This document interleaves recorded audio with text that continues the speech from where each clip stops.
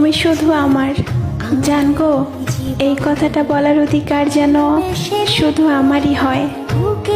তুমি ছাড়ার জন্য কারণ খুঁজতেছিলা, আর আমি রাগ করে তা খুব সহজ করে দিলাম। যাও, আমি অভিযোগ না করে সবটা মেনে নিলাম। যে প্রয়োজন শেষে ছেড়া যায় ওইটা হইলো ভালো লাগা, আর যে শত অবহেলা ও কষ্টের পর থাইকা যায় ওইটা হইলো ভালোবাসা। তোমার ছবিও তো অন্য কাউকে দিই না, আর তুমি কিভাবে ভাবছো যে তোমাকে আমি অন্য কারো হতে দিব? জানেন, যে মানুষটা আমাকে হারানোর ভয়ে কাবিন পর্যন্ত করে, আমি তোমাকে এতটাই ভালোবাসি, মৃত্যু ছাড়া তোমাকে কখনোই ভুলতে পারবো না। আরে বোকা মেয়ে, আমি তো তোমার না দেখেই তোমার প্রেমে পড়ছিলাম, তারপরও বুঝলা না কতটা ভালোবাসতাম তোমারে। তার জন্য এতদিন কি করলাম? একটা কুকুর 2 থেকে 3 দিন পিছনে ঘুরলেও তো তার জন্য মায়া হয়, আর আমি তো মানুষ ছিলাম। খুঁজে দেখো আশপাশে, আমার মতো কে তোমায় ভালোবাসে।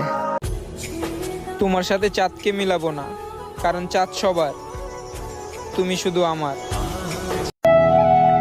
যার জন্য অপেক্ষায় থাকি সারাদিন, তার কাছে আমি মানুষটা পুরোই মূল্যহীন। ভিন্ন ভিন্ন রূপে মায়াবী তুমি, আর সেই মায়ায় আসক্ত আমি। আসলে একা থাকার মধ্যে শান্তি, না কাউকে পাওয়ার আশা আর না কাউকে হারানোর ভয়। শূন্য ছিলাম, ভালো ছিলাম, পূর্ণতার আশায় নিজের জীবনটাই শেষ করলাম।